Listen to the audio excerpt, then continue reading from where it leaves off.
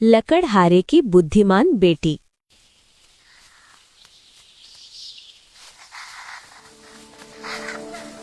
प्यारे बच्चों, आज की कहानी है एक बहुत ही अच्छी दीदी जिनका नाम था माला।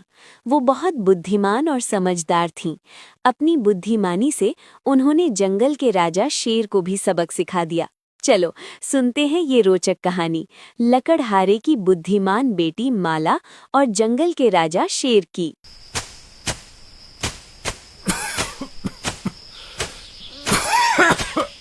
माला दीदी के पापा रोजाना जंगल में लकड़ी काटने जाते थे और बाजार में लकड़ी बेचा करते थे। एक दिन माला दीदी के पापा को बहुत तेज बुखार आ गया और डॉक्टर ने उन्हें घर पर आराम करने के लिए बोला। माला दीदी की मम्मी उनकी देखभाल कर रही थीं। इस वजह से माला दीदी बोली, माँ, मैं जानती हूँ पापा की दवाई के लिए पैसों की जरूरत है, इसलिए मैं सोच रही हूँ कि अब से जंगल में लकड़ी काटने मैं खुद जाया करूँ। पर बेटा, तुम अकेली जंगल में जाओगी। वहाँ पर बड़े बड़े जंगली जानवर खुले में घूमते हैं, कहीं कुछ मुसीबत ना आ जाए। माँ, फिक्र मत करो, मुझे कुछ नहीं होगा। मैं ध्यान से लकड़ी काटूंगी और ज्यादा जंगल के अंदर नहीं जाऊंगी। बस जंगल के किनारे से ही पेड़ों से सूखी लकड़ी तोड़ लूंगी। माला बिटिया, मेरी तबीयत की वजह से तुम सबको कितनी परेशानी हो रही है। बापू, आपने भी तो हमारे लिए बहुत कुछ किया है। अब मेरी बारी है, मैं जल्दी लौट आऊंगी। अपने माता पिता को दिलासा देकर बहादुर माला दीदी जंगल में लकड़ी काटने के लिए चली जाती हैं। कुछ दिनों तक माला दीदी जंगल में से सूखी लकड़ियां लाकर बाजार में बेचती रहीं।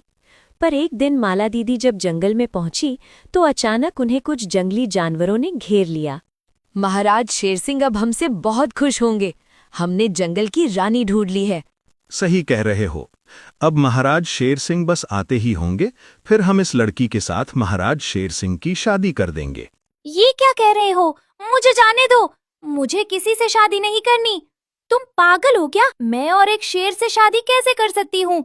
मैं शेर से शादी नहीं करूंगी। क्या कहा? तू महाराज शेर सिंह से शादी करने के लिए मना कर रही है? अगर तूने ऐसा किया तो हम तुझे खा जाएंगे। सभी खूंखार जानवर माला दीदी को डराने लगे। तभी एक गरजती हुई शेर की आवाज ने सभी को चुप करा दिया। ये तुम सब क्या कर रहे हो? जंगल की महारानी को डरा रहे हो? तुम जानते नहीं ये मेरी होने वाली रानी है। महाराज, ये आपसे शादी करने के लिए मना कर रही है, इसीलिए हम इसे डरा रहे थे। अरे डरने से काम नहीं बनेगा। शादी तो ये मेरे से जरूर करेगी, क्योंकि मैं इसे बहुत पसंद करता हूँ। पिछले कई दिनों से मैं इस पर नजर रखा था। आज वो दिन आ गया है जब मैं इससे शादी करूंगा। माला दीदी जान गई थी कि वो किसी बड़ी परेशानी में फंस गई हैं। उन्होंने बिना घबराए दिमाग से काम लिया।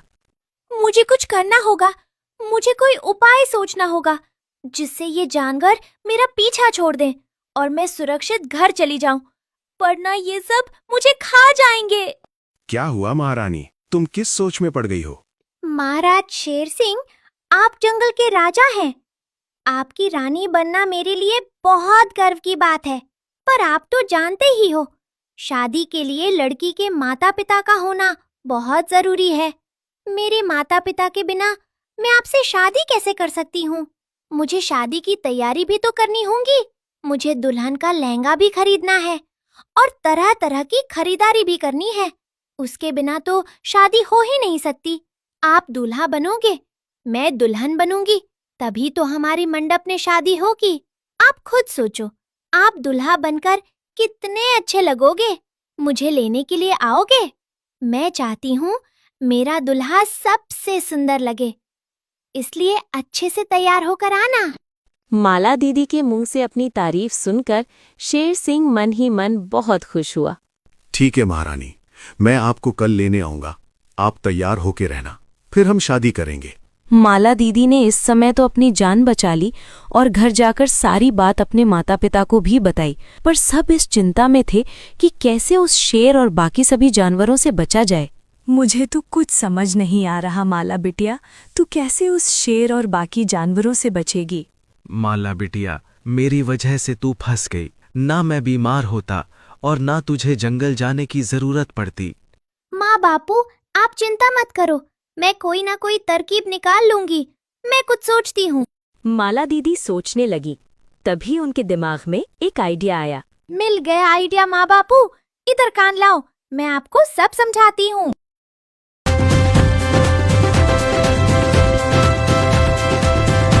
अगले दिन जब शेर सिंह सभी जानवरों के साथ बारात लेकर माला दीदी के घर पहुंचा, तब माला दीदी के मम्मी पापा रोने लगे। उन्हें रोता देखकर शेर सिंह बोला, क्या हुआ तुम दोनों, रो क्यों रहे हो? और मेरी माला, जंगल की महारानी, कहाँ है? महाराज, माला बेहोश पड़ी है कल रात से। जब से वो जंगल से लौटी है तब से उसने कुछ नहीं खाया पिया। इसी वजह से वो कमजोर हो गई और अभी तक होश में नहीं आई। माला दीदी ने बस इतना कहा कि माँ बापू, मुझे राजा शेर सिंह बहुत पसंद है, पर मुझे उनके लंबे दांत और नुकीले नाखून देखकर बहुत डर लगता है। क्या माला को मेरे लंबे दांत और नुकीले नाखून देखकर डर लगता है?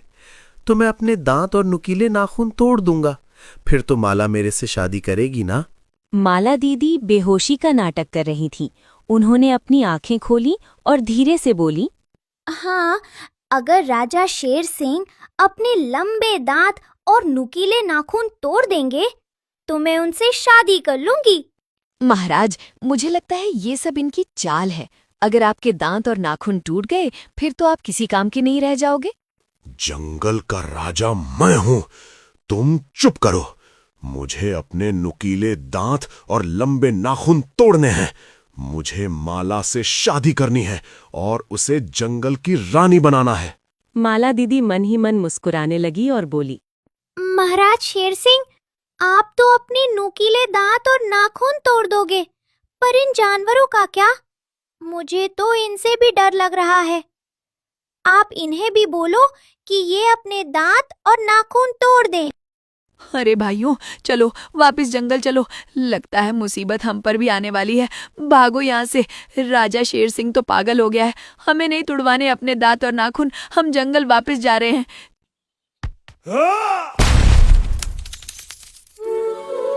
सारे जानवर डर कर वहां से भाग गए।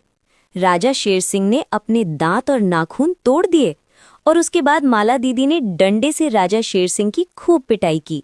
अब शेर के ना तो दांत थे और ना ही नाखून, इसलिए वो माला दीदी को कोई नुकसान नहीं पहुंचा पाया और वहां से दुम दबाकर भाग गया। माला दीदी और उनके माता पिता बहुत खुश थे। माला दीदी ने बहुत बुद्धिमानी से काम लिया और शेर जैसे खूंखार जानवर से हमेशा के लिए छुटकारा पा लिया। तो देखा प्यारे बच्चों, ये कहानी हमें यही सिखाती है कि हमें मुसीबत में भी बुद्धिमानी से काम लेना चाहिए, क्योंकि हमेशा जीत बुद्धिमान लोगों की ही होती है।